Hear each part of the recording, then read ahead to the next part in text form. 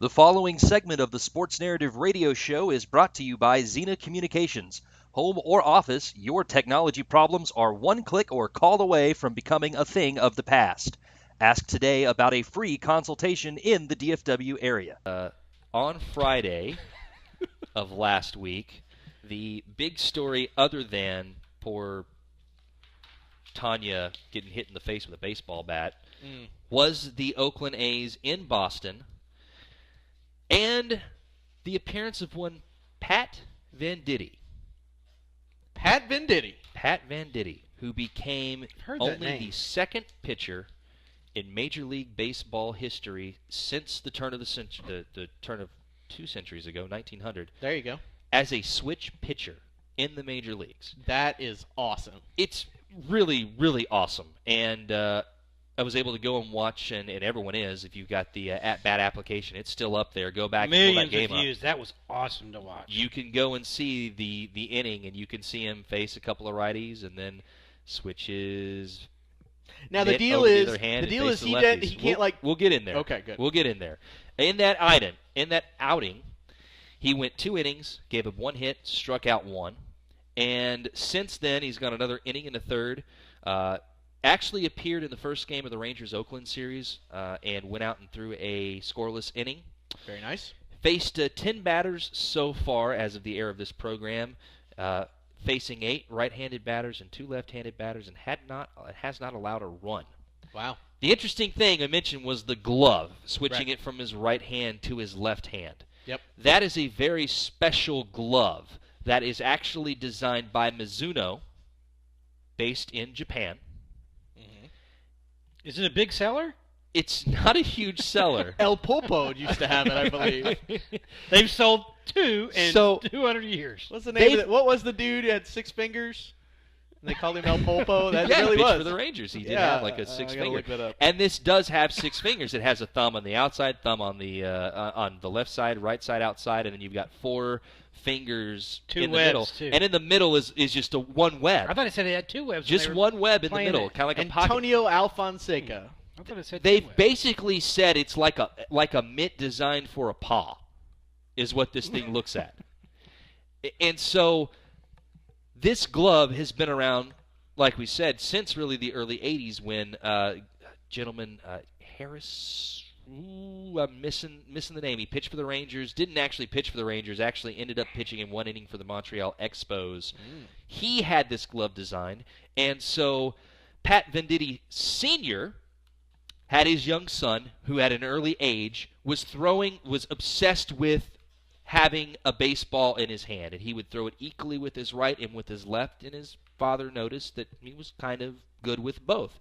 And so at the age of 7, they see, this, they find the story about, this guy who's a switch pitcher as well, and he uses this pitch, and so his father gets on the phone and starts calling Mizuno over in Japan, trying to find someone who not only speaks English but understands the request he's trying to make, which is, I want this crazy glove for my 6 fingers. son. Yeah, oh, by the way, I just sent out a picture and a video link to the 6-finger glove on at Sports Narrative on Twitter. Greg Harris. Greg Harris. There you go. Harris was in my name? You were in there? There we go. So they eventually get someone who understands the request. He puts in the request to have it made. He actually takes a trip to San Francisco, Venditte Sr. does, to go pick the glove up. This was before Amazon and eBay and 1995 shipping overnight from overseas. Totally. And brings it back home. And one of the cool things Venditte says is he gets new gloves all the time now from Mizuno, and they're made by a senior craftsman over there who's been making these gloves on and off again and knows how to do it. And he says every time he gets it, it comes usually in a black box, and he opens it up, and it reminds him of being a 7-year-old and how cool it was when his dad brought home this glove for him. That's awesome. Venditte he's a natural righty. He can't do anything with his left hand. He tries to sign autographs. It looks like a scribble, much like my signature looks like. Yeah, I'm neither-handed, apparently, I mean, when it comes to writing. I can type you a signature pretty quick, though. There you go. He can't eat with his left hand. I mean, he is straight a right-handed guy. And growing up, though, his father had him use both hands when it came to pitching a baseball. It went as far as they lived in Nebraska, so, frigid winters. His father would go around and talk to local facilities and convince them to give them a key to the facility in the off season to allow them to go in and pitch. All right. Eventually, they got to a point to where they got the backyard covered in AstroTurf. They got batting cage. Just like the Brady's. Very much so. Maybe that's where they got the was inspiration. always awesome, wasn't it? It was so great. Never They would jump on it, and it would come up. You just see it was just a sound stage. So they had a radar gun and everything set up there, but everyone looked at him as far as coaches at the high school level and said, he's a freak. We can't use this guy. The big team, Creighton Prep High in the area, that was the big baseball school, they totally passed over him. So he goes and he pitches for Omaha Central High. Does okay. Right. He was named to the second team for Nebraska's all high school teams. All state, yeah. Yeah. And still, though, doesn't get a college scholarship, so he has to walk on over at Creighton. Has a rough first year. So much so that the coach at Creighton goes to him and says, Creighton Blue Jays. Would you might want to look at transferring maybe? We can get you transferred out. But he stayed in Creighton. Yep. Refined his skills. And in his junior year, he threw 44 consecutive scoreless innings. Wow. And that earned him the 1,345th overall pick in the Major League Baseball draft by the Yankees that year. Needless to say, that's not going to pay real well. And so how long has he been around in this league? This is in college. Well, I know, but when did he actually make A, AA, or AAA? Well, we're getting there. Okay. We're getting there. Sorry. So Patient.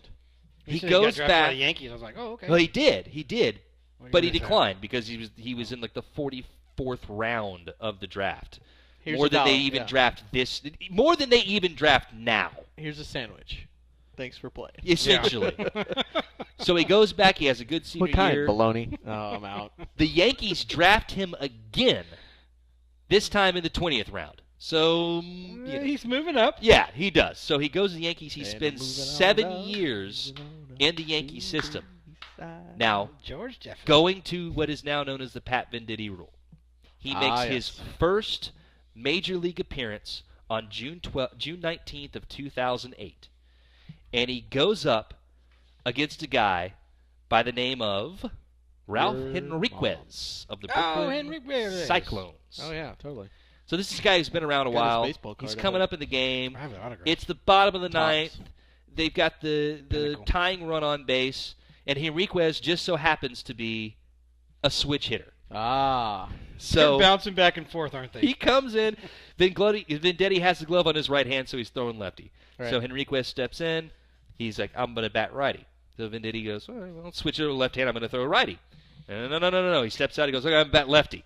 But they do this dance. Like the video is 8 minutes long on YouTube where you can watch this thing. Finally, the umpire has to step in and says, listen, you got to make a decision on which way you want to throw.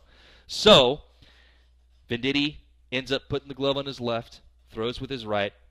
Henriquez is actually weaker from that side, so he ends up striking out, and he's furious. He's like, this is a sideshow. This is everything. Right. So the Minor League Baseball Umpire Association gets with the Major League Baseball, and they come up with the Pat Venditte rule, which says that the pitcher must declare which hand he's going to throw with before the at-bat begins. And the reason for that is, throughout baseball, managers typically make the batting decisions based upon which hand the pitcher is throwing. Right. And that makes sense. Yeah. However, there is the pinch hit rule on this, right?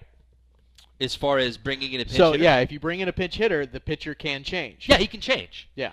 But the thing is, switch hitters still bat weaker from one side versus the other. Right. So ultimately, knowing this, and this is something that the manager and Venditte needs to know, is that which side are they weaker from? So when you have a switch hitter, if they're weaker from the right, I'm going to throw from my left. If they're weaker from the left, I'm going to throw with my right. For a switch hitter only. Yeah, for a switch hitter only.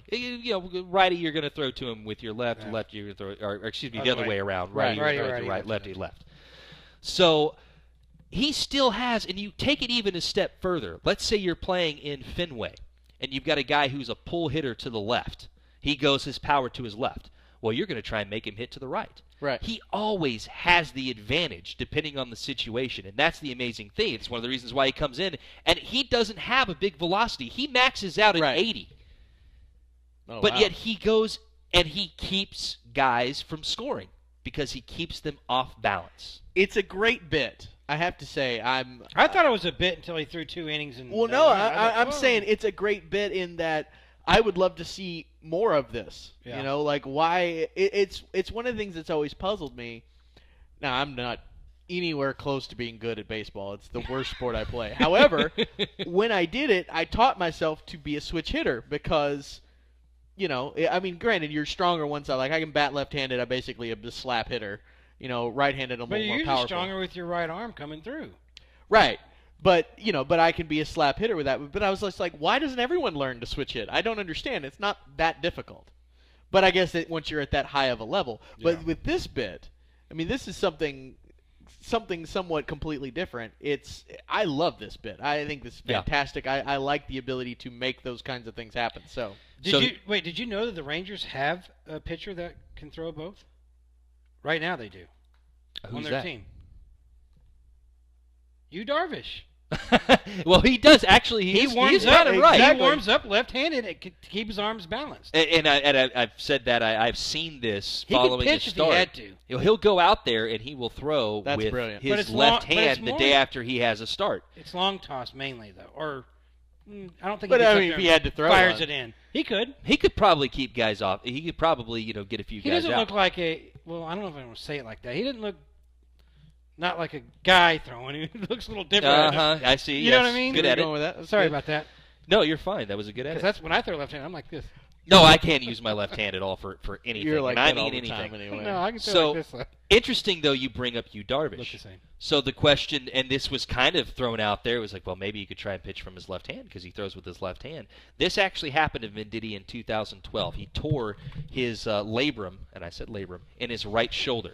Yes. He's still good though. He used to throw harder with his right arm than his left arm. Well, in 2012 he tore this. He did not lose the season. He threw with his left That's brilliant. arm. Now, the issue was he never really got that corrected the right arm surgery done to get it taken care of immediately. And so he lost velocity with that right arm. And so that's why, normally guys in this situation who have come up, and you say there's another one, we'll get to that in a second. You want another one, there's another one out there. Good. And these guys, one arm is still more dominant than the other. Like we said, he's a right-hander, not a left-hander. He throws harder with that arm, threw harder with that arm. With the injury now, it's equalized out. Yeah. So synchronicity, the big thing. Venditte released by the Yankees. He signs with the A's as a free agent. Yeah. He goes to pitch for the Nashville Sounds. Interesting. He's got his apartment complex there. Across the street from his apartment complex is Vanderbilt University. Very nice. And at Vanderbilt, there's Aubrey McCarty, 20 years old, who is a switch pitcher. Vanderbilt is also the college where Venditte earned his first win as a college pitcher. So again, the synchronicity is insane here. And even with McCarty, when he was a young boy and he was throwing with both hands, he heard about this guy who's in college baseball, who is a right-hander and a left-hander. Yep. And his father, and he became obsessed. They read it in the Sports Illustrated article about Venditte. And his father reaches out to Mizuno and says, I want one of these magic gloves. And they get a hold of it, and his career begins. And McCarty, he's a natural lefty, and he throws better with his left than his righty.